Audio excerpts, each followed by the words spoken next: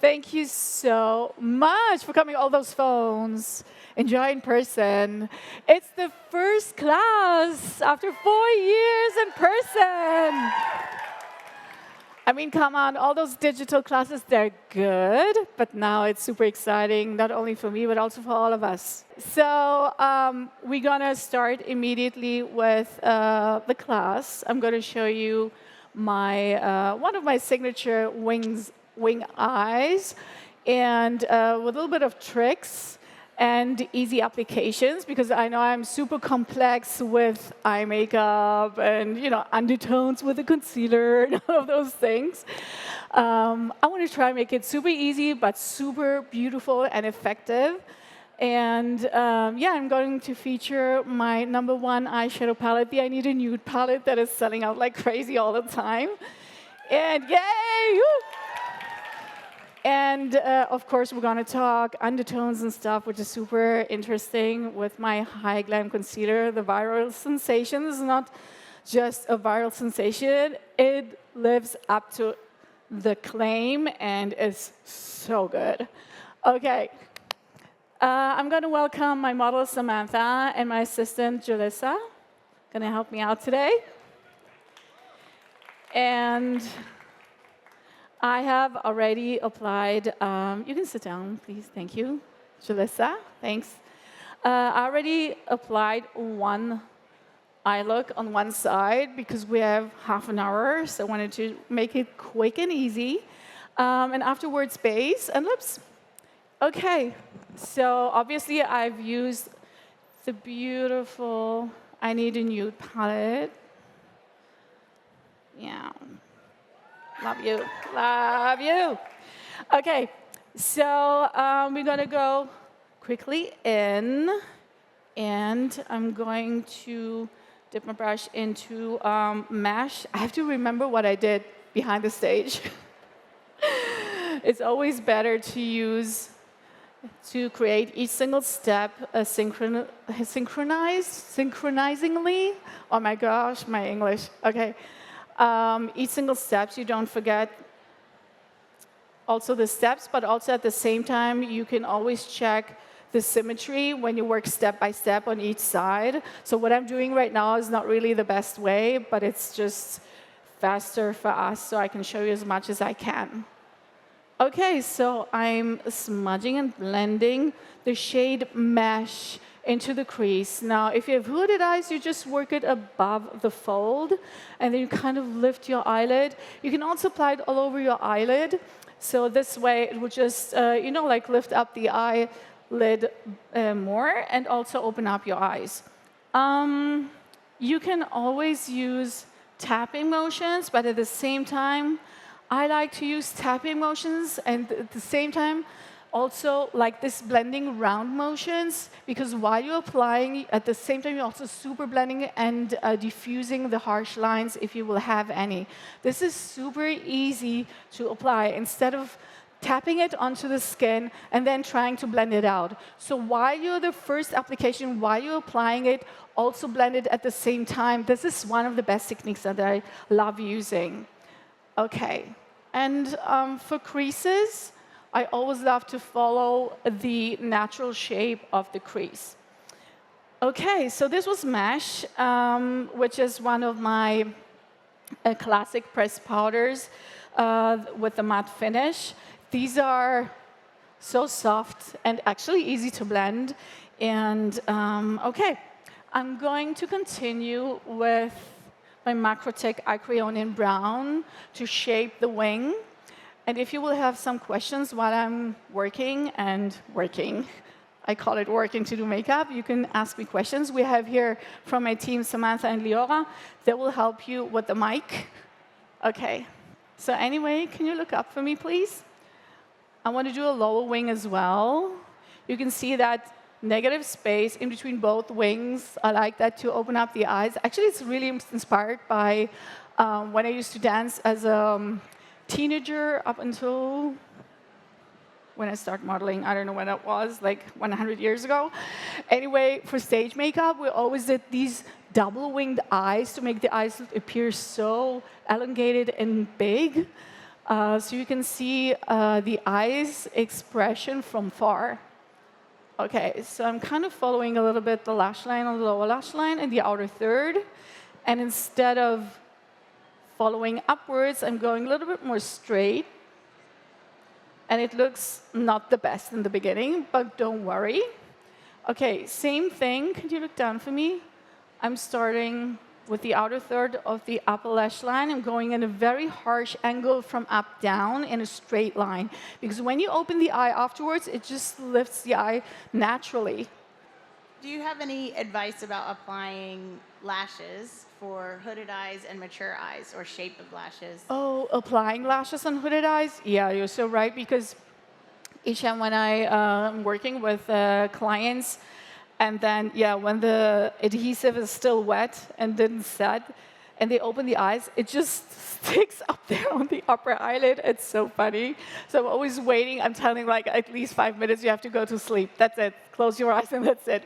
But I think that actually the best way is to glue the lashes from underneath. I think that this is a kind of a newer technique that I never thought of. Somebody thought about it, and I was like, that's a crazy genius person that thought about it. To glue them underneath, and it works. It's really the best. And actually, this is one of the most important things for hooded eyes, for lashes, to apply lashes. Yeah, it opens up the eyes beautifully, like eyeshadow. We have another question. Okay. Over here, hi. How did you create like a depth when you have double eye? No, double lip? Double eye? Like a folded, you know, like double, is that crease? You know? So when doing the depth, it gets covered by the skin. So Oh, you're creating like a depth in the crease, and then you open your eye, it disappears? It disappears. Okay, I read your mind because I didn't know what that means, double eye. Okay, but it's also kind of a hooded eye, and you will have to create the crease above the fold. Because when you have a hooded eye or a double eye, like you're calling it, you have the center eyelid, then you have the fold when your eyes are open, right? You have the fold, and then the upper eyelid that is sitting a little bit on the center eyelid, right? So when you create the crease, you have to keep your eyes open. And then create the crease above the fold while your eye is open, and then and when you blend it upwards, the crease, it makes you like it creates a fake crease and opens up and lifts everything. It's a little fakey, but when you blend it nicely, it looks perfection, and it's such a good trick. It's a fata morgana for eyes. No, seriously, it's amazing. Okay. I'm continuing to blend now the pencil with Silhouette. This is the deepest shade in the palette. I'm using a flat brush here to smudge it out. And can you see that I'm kind of going straight until the crease, and then it goes down? Because when she opens the eyes, it just becomes one line and lifts and stretches the eye. Natasha, we have one more question. Please. Yeah? Quick question. What eyeshadow primer are you using? Oh, usually I'm using our eyeshadow base. It's not here. I've applied it before. No, actually, I've applied the Hy-Glam concealer. But I don't like to use too much of products on the eyelids. But I do need a sticky base, something that's a little bit dewy, because I like the pigments to be attached to adhere very well, but not too dewy, because we still need some kind of half semi-matte finish for the blend. Because if something is too sticky and too dewy, then you have like dry patches. Okay, look up for me, please. Okay, so I'm continuing to smudge this a little bit. We always have to make sure that the lower line is shorter than the upper line. We have one other question. Yeah. Okay. Hi. Hi. You're amazing, first of all. Oh, thank you. This is more of a request. Can you please come out with a mascara? I'm trying. I'm working on it for so many years. It's crazy. It's harder than a concealer. I found always that concealer and mascara are the hardest, but mascara is worse. It's just, each time when I'm thinking I'm there, I'm almost there, then I'm like asking for another correction, it destroys everything. You know, it's really so complex, unbelievably complicated, that you kind of, it's like you're discovering while in the process. It's like, it's not that you have to learn more, it's just you have to find the perfect combo of the formula with the brush and with all the effects that I want to achieve, because I want to have everything that we want in a mascara in one. So it's challenging. What are they, 4 years working on it? It's crazy. So I'm really trying, don't worry. It's not that I didn't think about it. We have another question over here. Okay. Hi, so my question was that in terms of the Nude palette, what would be your favorite way to layer the new formulas with the old ones? With the old ones? Okay, when I get to it, then I will show you. I'm still smudging the matte ones. I'm going to go back to that. Okay, look down. Another question right here. Hi, Natasha. Yeah? What kind of skin prep would you recommend for someone with oily lids? Oh, with oily lids. Okay. Well,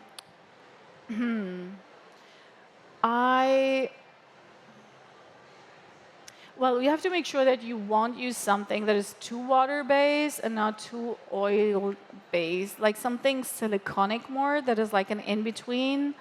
A little bit like the Hy-Glam concealer anyway, because I know that even with oily lids, everything starts to move and goes into creasing after a while. So previously, like years ago, I used to just use powder before eyeshadows because we didn't have other options. But today, there are so many different types of good formulas that can be actually a good solution for that. But I do think, anyways, I love using the Hy-Glam concealer sometimes as a base.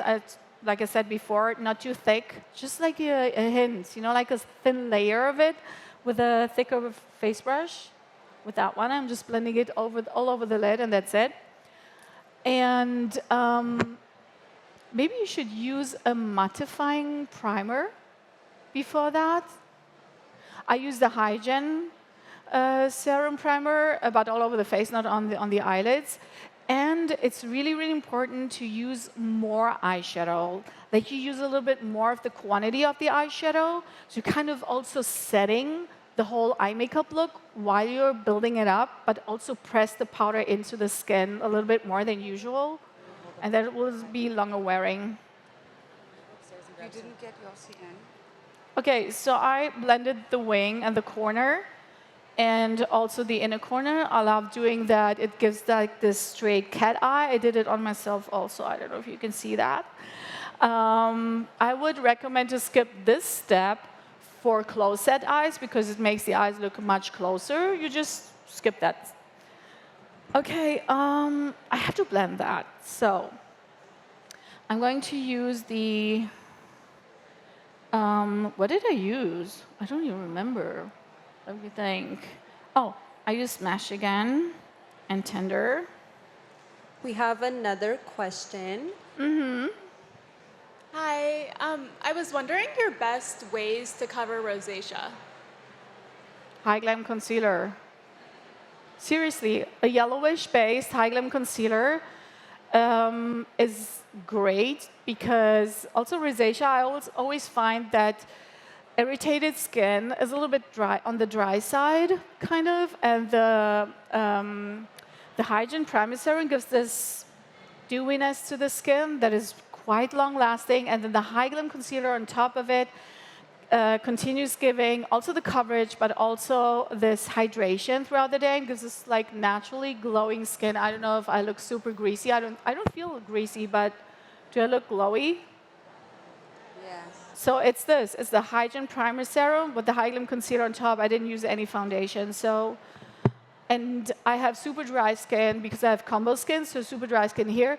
And rosacea, so this is for the hydration. And then for covering the redness, use a yellow-based concealer if it's like really, really strongly yellow as a corrector.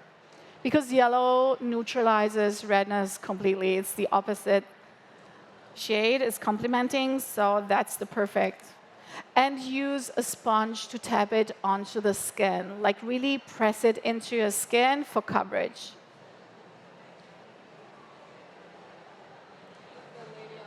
Okay, lower lash line. Look up for me, please. I'm blending the lower lash line now a little bit more with a lighter shade. And now to perfect the wing, I'm going to take a Q-tip and dip it into micellar water, preferably the one with the tip. And I'm kind of placing it in between both wings and pulling it outwards. It really perfects the line. You can create an eyeliner look without an eyeliner, easily like this. It's just one pulling. Don't tell me now it's because you're a makeup artist. No, it's really, really easy. And if you have, like more aging skin, like me, and it's like folding while you're doing it, then stretch your skin like this, and you just stretch it out, and you pull it out. It's really, really easy. Okay, now let's talk about the new formulas.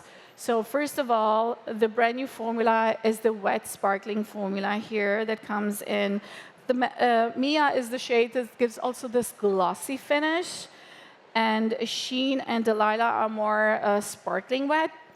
I applied on Samantha the Mia shade that gives this glossy finish.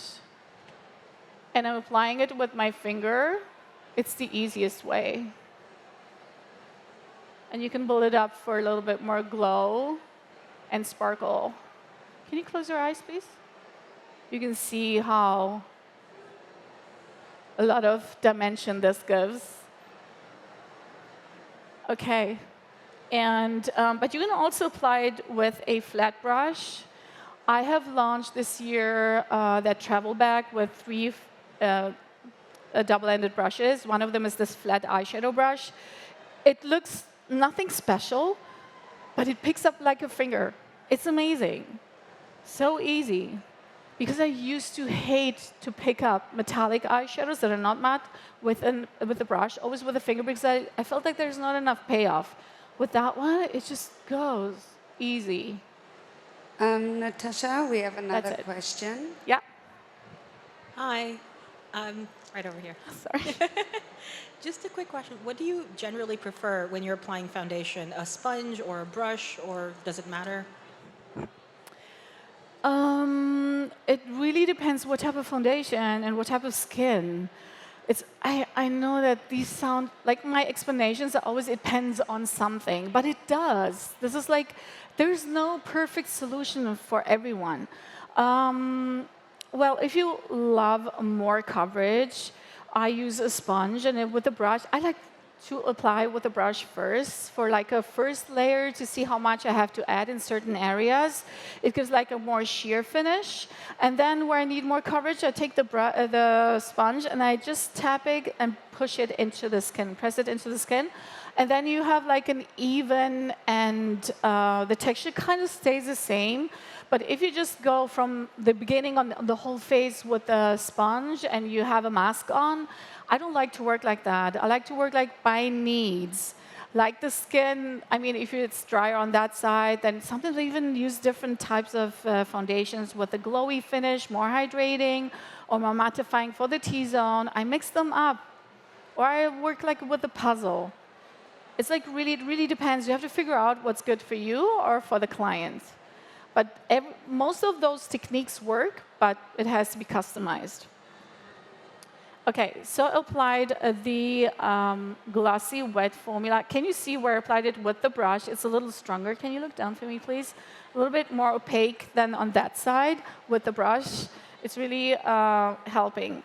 So now I am going to apply Muse, which is the crazy sparkling foiled formula that I debuted in the Love Face palette this year. And I mean, this formula is one of the craziest. I don't know if you can see the reflection of it. it's like liquid metal in gold. Liquid metal in eyeshadow. And it feels like butter at the same time. So I'm going to apply this with my finger. If you want maximum payoff, immediately with the finger. It's just easier. And I love using this. It's a little bit darker than the previous one. And look how crazy, shiny, and mirror-like this eyeshadow has as an effect. And with a cleaner finger, I kind of get closer to the matte eyeshadows for nicer transitions. After transition, you can also use a darker eyeshadow here, like a metallic one, like filigree, for example, for a better transition between matte and sparkling foiled. So darker metallics on the outer corner for a beautiful matte to a sparkling foiled transition is a good trick. I am going to apply of this a little bit more because it's so beautiful. Okay, going to start also here on the center. This is for extreme, super glam, shockingly beautiful eye. And what I also like to do with this formula is when you pack most of the product onto the center lid, then with the rest what's left on your finger, you can just tap it a little bit upwards onto the crease if you want like extra sparkling effects. It's more sheer and gives you this ethereal finish of the eye, this soft fairy look.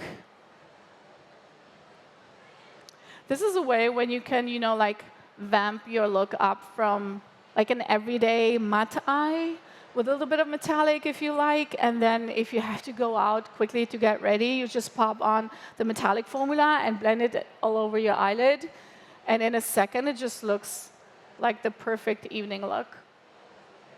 Okay. Gonna do quickly mascara. I mean, there's Natasha, a little bit of fallout, sorry. A little bit of fallout just because I applied so much on my finger. But once it sticks to your skin, you're not going to experience throughout the day all those sparkles on your face. It's not happening with my formula. It's just because of the application. So what will help you, just bend over a little bit and then apply it onto yourself instead of falling it on, letting it fall on your cheeks. It will fall down. OK, sorry. Yes? While you're applying mascara, we have another question. OK. Yeah, so I'll try to make this quick, even though I'm a huge, huge, huge fan of everything you've done. I'm just claps. Thank you. The technique question is about how you layer corrector. Like, so if you're using your new concealer, the corrector and the concealer, if you're trying to cover dark circles, what is your precise technique you usually use to cover with both corrector and concealer? The beautiful thing about this formula, one of the beautiful things about this formula is that you can customize your application. You can apply the corrector underneath the regular concealer shades or on top. Because the correctors are correctors, I mean, it depends. It depends. I mean, seriously, for dark skin, the correctors are super deep orange, right? So in this case, I wouldn't do it. I would apply them first, the correctors, and then on top the neutral concealer or foundation, whatever you're using. On lighter skin tones, it's you can go either way. For example, this morning, I applied the N5, which is a neutral shade, and then I felt like I need a little bit more of correction. I applied the C2. And it was fine. It just blends naturally in because the lighter correctors, they have more like a neutral undertone to them. And the dark shades are more correcting. They're super, super rich in orange. OK, so let's do the correctors and concealers now. And so I have already color matched Samantha's skin, which is quite yellow-based, not only because of the lighting, but believe me, it is. OK, so I'm going to use the Y7 for her face shade because I love using the Hy-Glam concealer also for spot concealing or just instead of foundation if you want like a natural look to your skin and you need coverage. I think that's a really, really good approach for what people love nowadays, that they want like a natural finish, a natural coverage, but they still want to cover up blemishes and imperfections they want to cover. So I'm using it like this, and I'm going to blend this in with a brush. While you're blending, I have another question for you. Yeah. Hi, I just want to say I absolutely love your work. Thank you. I'm Where are you? here. Right here. Hi. But I do have a question. In my household, we have a lot of working women. So I would like to ask, what eyeshadow palette do you recommend for an everyday working woman who's more of corporate America? Whatever she feels like. The working woman. She can go to look at all the palettes and say, this is me. I mean, it's really about, when a specific person comes to me, what is good for me, I can choose for her, no problem. She can agree or disagree or, gravitate to something else instead. It's fine. It's about your personal, attraction. It's like, but if you need something for everyday simple, for different occasions, and I think the Glam palette is like the perfect essential for everyone. Seriously, Glam is glam. It's like iconic. It doesn't compete with anything. Okay, a little bit more. How am I with the time? I'm so bad with. We have 2 minutes. Okay. Let's blend this also a little bit in just to. Oh, that was the. Oh, let me. Oh no, I used the contour shade, the white 10 instead. So I'm going to do this now. And the white 7 a little bit on the T-zone.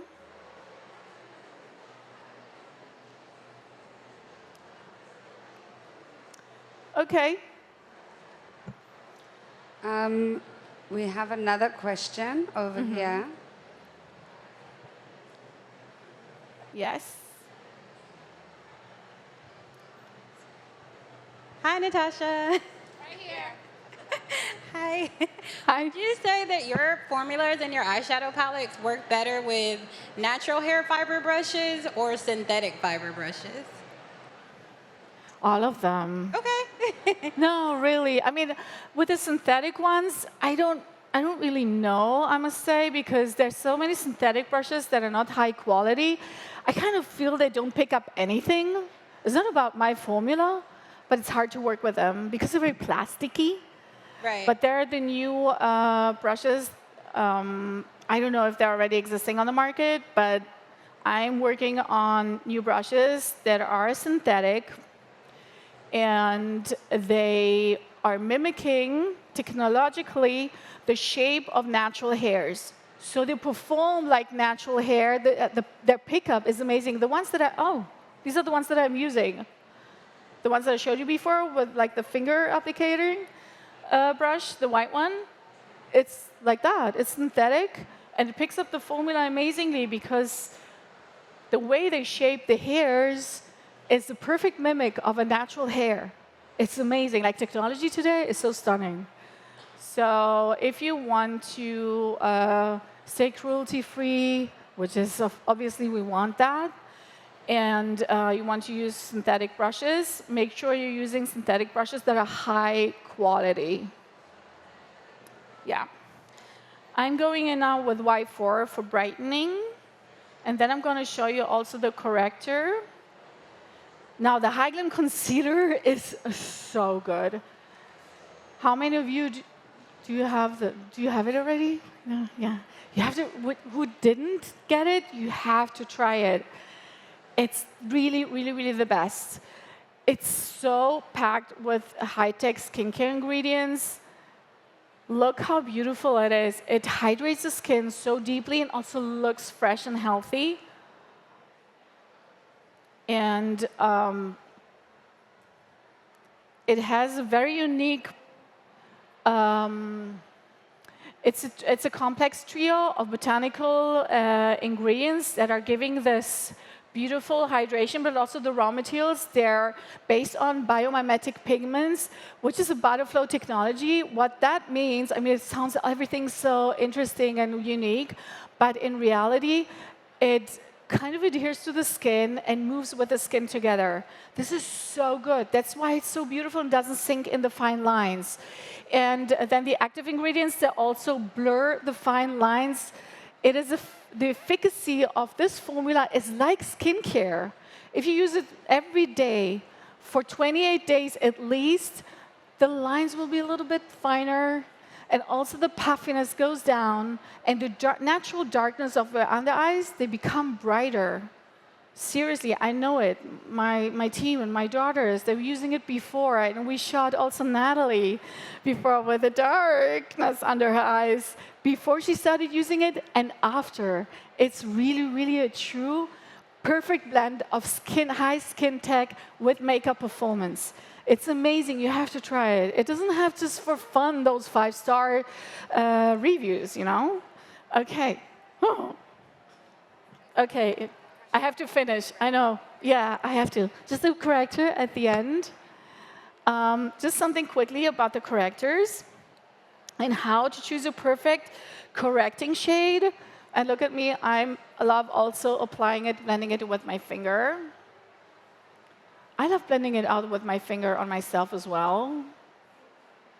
And then to blend it out, you can do that with a sponge or brush.